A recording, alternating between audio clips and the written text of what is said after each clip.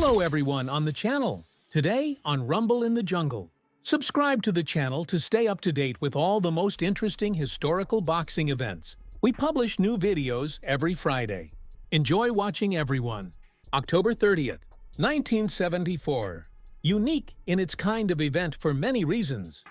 World heavyweight champion 25-year-old George Foreman is being held fourth defense of the W&W BBC titles fight against former world champion 32-year-old Muhammad Ali is 60 in his 8th year of form.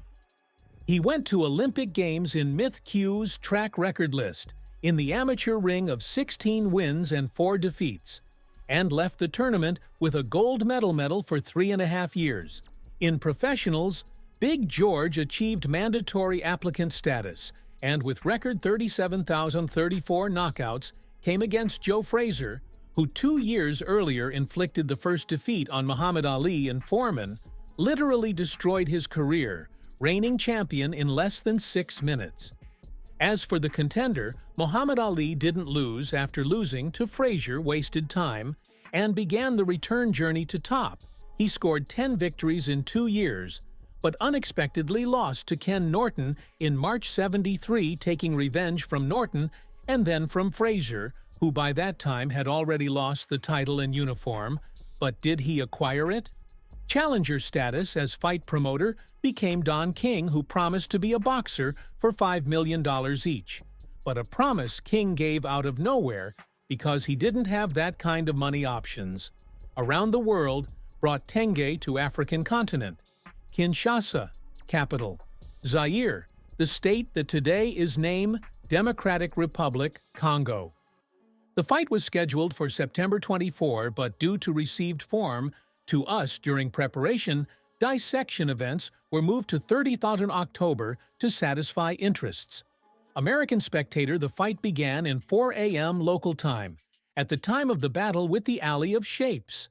It was a series of 24 knockouts in a row, and Ali started the first round, exactly as it should be, act against an opponent who Ali moved to 25 early trophies in a row, carried out a surprise attack while being in a dangerous position, grabbed an opponent by the neck in the second round.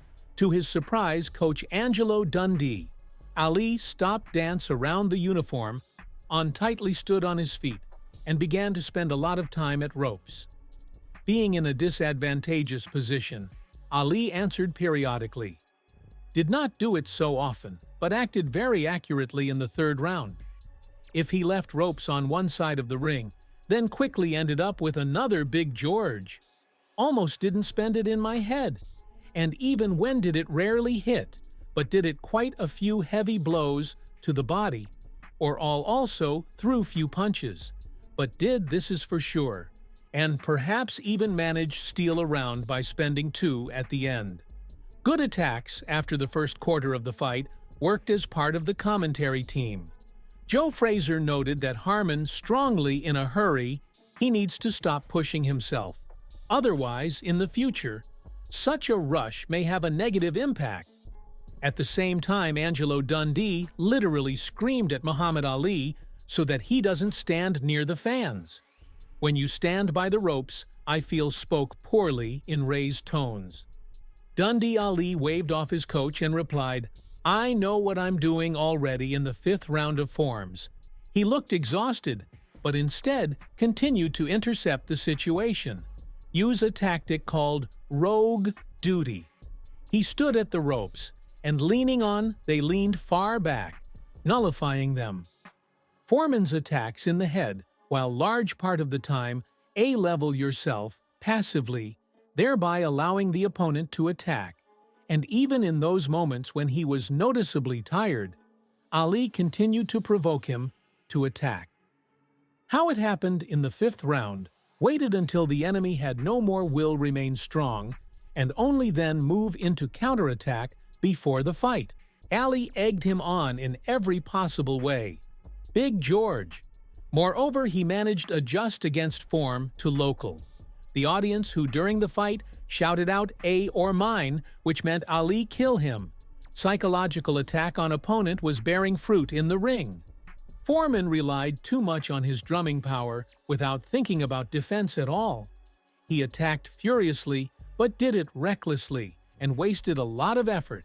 Wasted to the 7th round of Big George's attack, the beats became infrequent and sluggish, slow, and even the jabs they acted on him like power blows. And before the start of the 8th round, Joe Frazier said, "Based on that, what I see until the end, George is definitely not will last 8th round." Muhammad Ali throws out several accurate strikes, but then goes into Foreman, is trying to do something to the ropes. But he no longer belongs to himself, he is in the power of a person who proclaimed himself the greatest. But then Ring confirmed his words with deeds. If Rogue and X tactics are described as, it can be simpler, taking into account the play on words. English can be used words to fool or fool. And when after the battle we were asked about tactics which Alan George used, replied, "Today, I was a fool." At that moment, Muhammad was only the 2nd boxer in stories after Floyd Patterson managed regain the title of world champion in heavyweight champion. If you enjoyed this video, don't forget to like, comment, and subscribe to the channel so you won't miss any future videos. See you soon. Are ready.